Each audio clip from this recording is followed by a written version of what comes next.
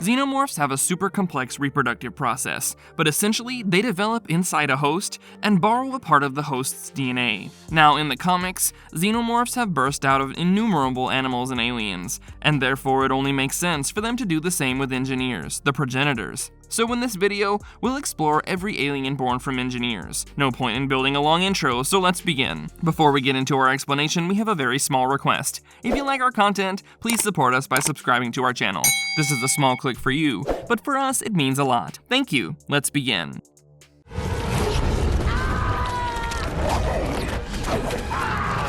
What's the relation between engineers, xenomorphs, and humans? Now, I understand that many of us watching this video know who engineers are and what their relationship is vis-a-vis humans and xenomorphs, but still, I would briefly talk about this before getting into the list because I think some of us might want a rundown. So yeah, not a lot is known about the engineer race. I mean, they first appeared in Ridley Scott's original film, and then they were explored at some length in his later films, Prometheus and Covenant. Of course, the comics have dealt heavily with the engineers and even explored how the race faced extreme events in the Fire and Stone saga, but there's still so much that we don't know about these guys. We do know that they presumably created mankind, and that's why people like Elizabeth Shaw like to call them engineers. You know, the engineers of humankind. But what about xenomorphs? Well, the principal theory of the engineer-xenomorph relationship was briefly mentioned by Mr. Scott in the first Alien DVD. In his director's commentary, he said that the engineer ship that we saw in the original was actually a bomber, which the engineers used to drop biogenetic weapons. Case in point, xenomorph eggs.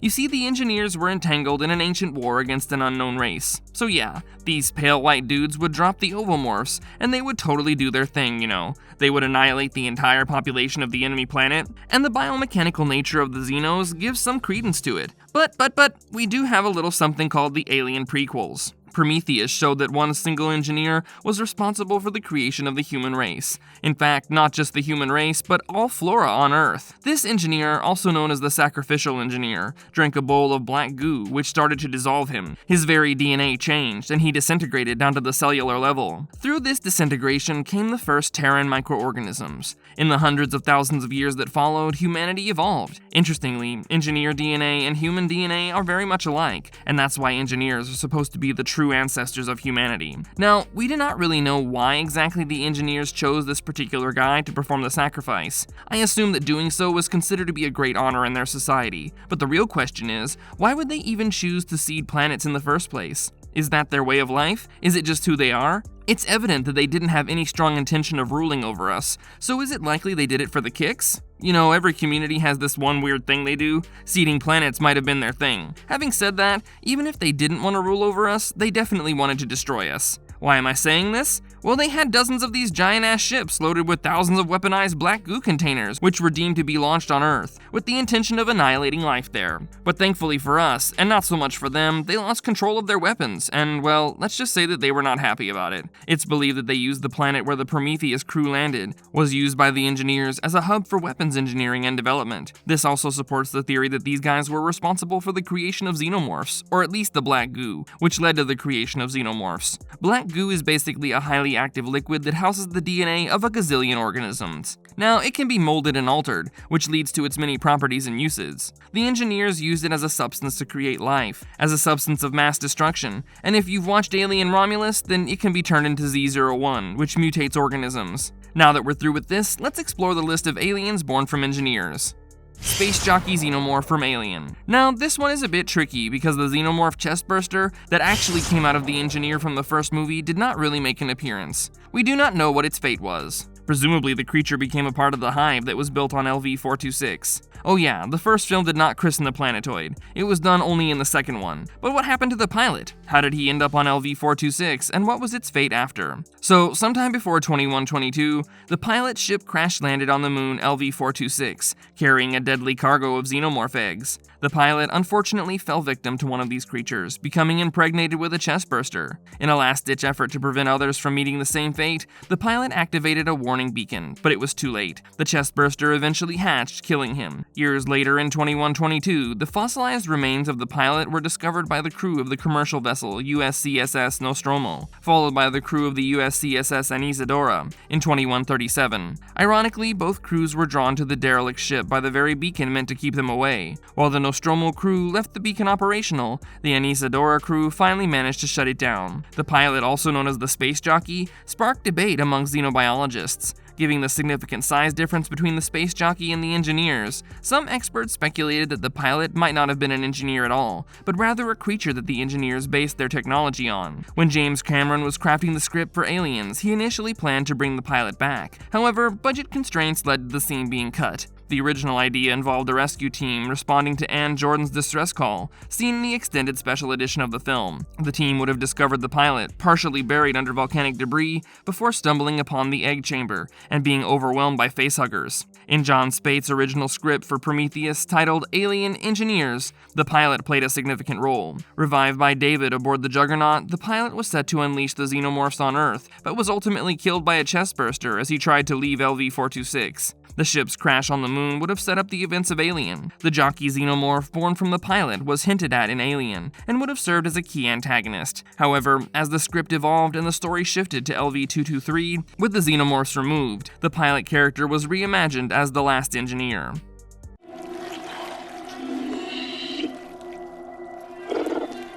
Deacon. In 2089, archaeologists Elizabeth Shaw and Charlie Holloway made a groundbreaking discovery when they found ancient star maps that showed up across multiple, unconnected, extinct human cultures. They believe these maps are an invitation from the engineers. Sir Peter Wayland, the aging CEO of Wayland Corporation, is intrigued and decides to bankroll a scientific expedition to follow these maps. He commissions the advanced research vessel Prometheus for the journey. The ship's crew enters stasis for the long trip, with the android David keeping watch. In 2093, the Prometheus arrives at its destination, a moon named LV-223. The crew awakens and is briefed on their mission, to find the engineers. The ship touches down near a massive artificial structure on the moon's surface, and the team sets out to explore it. Inside, they discover ampules, a monolithic statue of a humanoid head, and a corpse of a giant humanoid alien, presumably one of the engineers. As they delve deeper, they find more bodies and assume the species is extinct. Meanwhile, David secretly swipes one of the ampules for study. Soon, the other cylinders begin leaking a strange dark liquid, which David investigates and finds to be something sinister. He deliberately infects Holloway with the substance,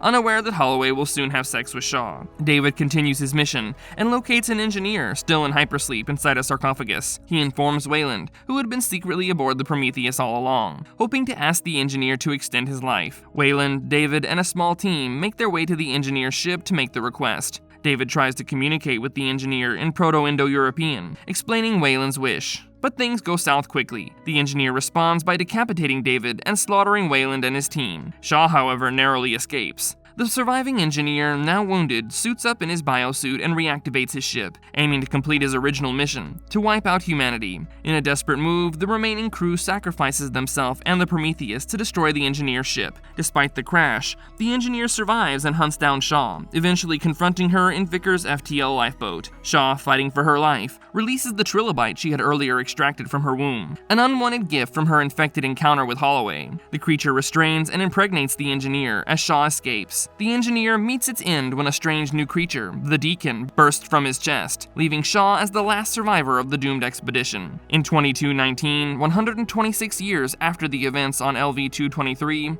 the vessel Geryon and its crew touch down on the moon, supposedly on a salvage mission, but things quickly spiral into chaos, leaving only a handful of survivors. Captain Angela Foster, Galgo Helder, Chris Hanlock, Jill, the Predator Ahab, and the mutated construct Eldon. Their journey takes them to a mysterious mountain, where they believe a human beacon is signaling. Desperate to escape the cursed moon, the survivors use the Onager to tunnel into the mountain, only to discover the terrifying truth. The mountain isn't just a rock, it's alive. They're inside an acidic vein, and Eldon realizes that something from Wayland's ship had mutated into this massive organic structure. The implication? The Deacon, the creature that emerged from the engineer, had found its way to the ruins of the Prometheus and fused with it, transforming into this monstrous mountain. Now that's fascinating. Jockey Xenomorph. The Jockey Xenomorph was initially planned to appear in Prometheus under the name Ultramorph. However, the creature was cut before filming. A creature born from a trilobite impregnating an engineer took its place. In John Spaihts' original script for the film, titled Alien Engineers, the Ultramorph was supposed to attack Jocelyn Watts after the Juggernaut's destruction. In the final film, this role went to the last engineer. Concept art for the Ultramorph drew heavily from H.R. Giger's original designs, capturing the eerie, otherworldly essence of his vision. Supposedly spawned from the space jockey, the Jockey Xenomorph was a force to be reckoned with, attacking human-spawned xenomorphs on sight. This monstrous creature had the power to obliterate an entire hive. Some variants of the Jockey Xenomorph were particularly brutal, as they attacked by stomping, swiping, and even spewing large amounts of acid. Given the massive size of its engineer host, the Jockey Xenomorph was colossal, likely even as a chestburster. The hole left in the chest of the dead pilot, discovered by the crew of the USCSS Nostromo on LV-426, hints at the immense scale of this creature. A version of the Jockey Xenomorph appeared in the 2011 video game Aliens Infestation, though this depiction is likely non-canon. In the game, the Jockey Xenomorph is brown in color, with both eyes and a long, elephantine trunk, features that were initially thought to be part of the space jockey's anatomy. However, Prometheus later revealed that these characteristics were actually part of the engineer's biosuits, adding another layer of mystery to the creature's origins.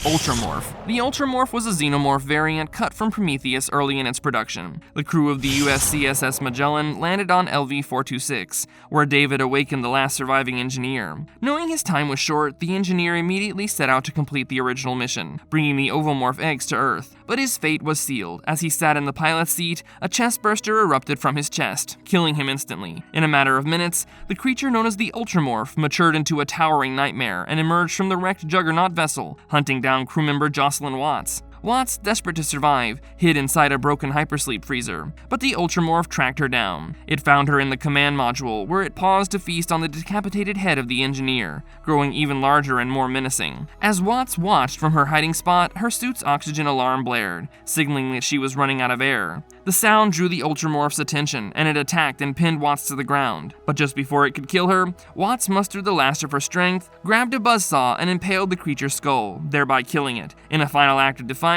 Watts decapitated the Ultramorph and mounted its head above the module doors like a gruesome trophy. The Ultramorph, spawned from the engineer, was a terrifying creature, massive, armored, and deadly. Even as a chestburster, it was as large as a wolf and more hideous than any other xenomorph of its kind. Unlike the human-spawned xenomorphs, the Ultramorph grew rapidly, becoming an unstoppable force in a matter of moments.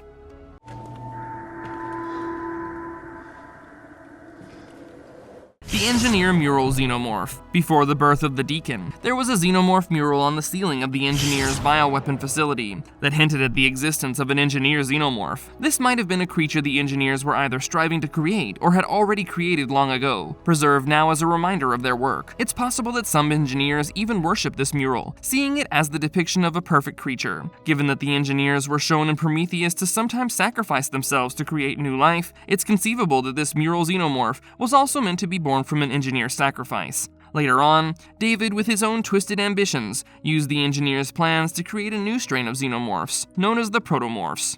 Stay away from my girl!